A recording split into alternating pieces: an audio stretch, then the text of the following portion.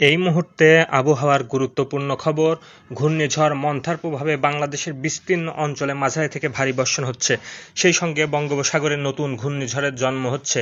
এই ঘূর্ণিঝড়টি কবে কবে নাগাদ বাংলাদেশের ভোলা, বরিশাল, চট্টগ্রাম অঞ্চল দিয়ে উপকূল অতিক্রম করতে পারে, এই বিষয়ে আলোচনা করব। এখন আপনাদের প্রথম বাংলাদেশের উপগ্রহ চিত্রে নিয়ে যাব।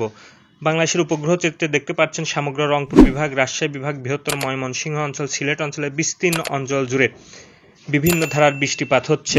ইতিমধ্যেই ঘূর্ণিঝড় মন্থা ভারতে আঘাত করে এখন বাংলাদেশের চাঁপাইনবাবগঞ্জ, নওগাঁ এই সকল অঞ্চলের উপরে অবস্থান করছে এবং ঘনীভূত মেঘের প্রভাবে পাবনা, মানিকগঞ্জ, টাঙ্গাইল, গাজীপুর, ময়মনসিংহ এবং কিশোরগঞ্জের অঞ্চলের উপর দিয়ে মাঝারি থেকে ভারী বর্ষণ হচ্ছে এবং আজ রাতেই বাংলাদেশের সমগ্র রংপুর, রাজশাহী বিভাগ, সেই সঙ্গে ময়মনসিংহ অঞ্চলের বিস্তীর্ণ অঞ্চলে মাঝারি থেকে ভারী বর্ষণ হয়ে ফসলের ব্যাপক ক্ষতি হয়েছে।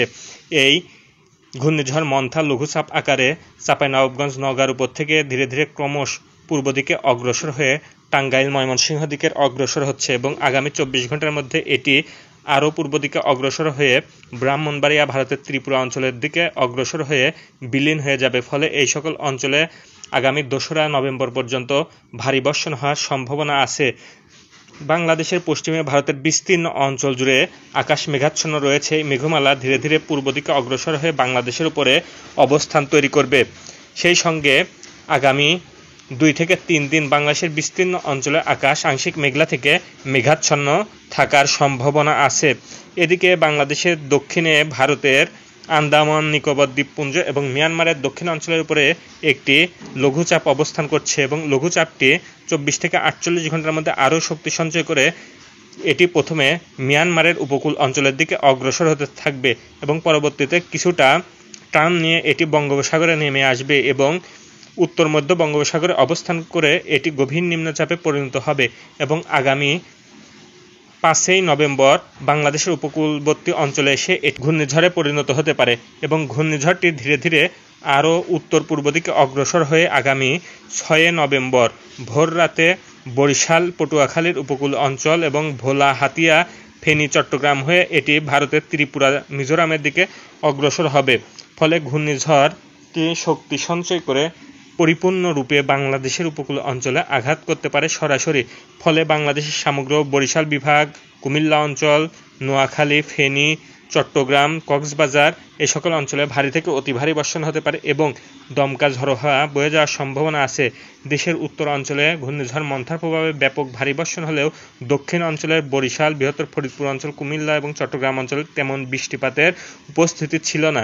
কিন্তু এই ঘূর্ণিঝড় এর প্রভাবে বিস্তীর্ণ দক্ষিণ অঞ্চলে ভারী থেকে অতি ভারী বর্ষণ হওয়ার সম্ভাবনা আছে এবং দমকা ঝড়ো হাওয়া এবং জলোচ্ছ্বাসের প্রভাবে উপকূল অঞ্চলে তীব্র ধ্বংস সাধন হওয়ার সম্ভাবনা আছে। ইতিমধ্যেই আপনারা বঙ্গোপসাগরে দেখতে পাচ্ছেন ঘনীভূত মেঘমালা তৈরি হচ্ছে এবং মেঘমালা ধীরে ধীরে উত্তর পূর্ব দিকে অগ্রসর হতে শুরু করেছে।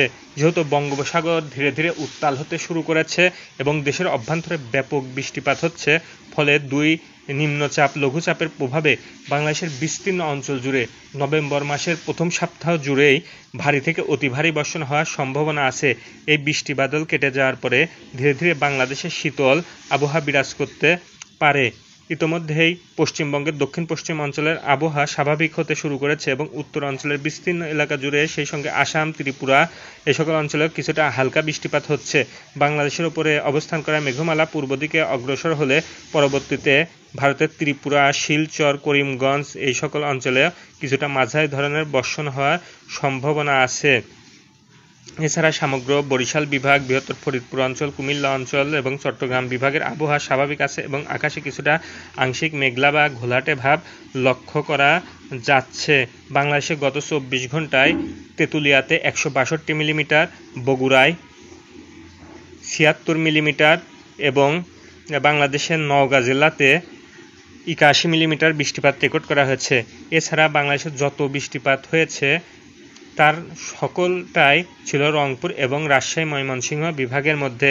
আগামী 2রা নভেম্বর থেকে ধীরে ধীরে বৃষ্টিপাত বিদায় নিতে থাকবে রংপুর, রাজশাহী এবং খুলনা বিভাগ থেকে এবং লঘুচাপটি যেহেতু পূর্ব দিকে অগ্রসর হবে, ফলে এই বৃষ্টিপাতের ধারা আগামী 3রা নভেম্বর পর্যন্ত বাংলাদেশের রাজধানী ঢাকাসহ ঢাকা বিভাগ, কুমিল্লা অঞ্চল, সিলেট অঞ্চল এ সকল অঞ্চলের মধ্যে সীমাবদ্ধ থাকতে পারে।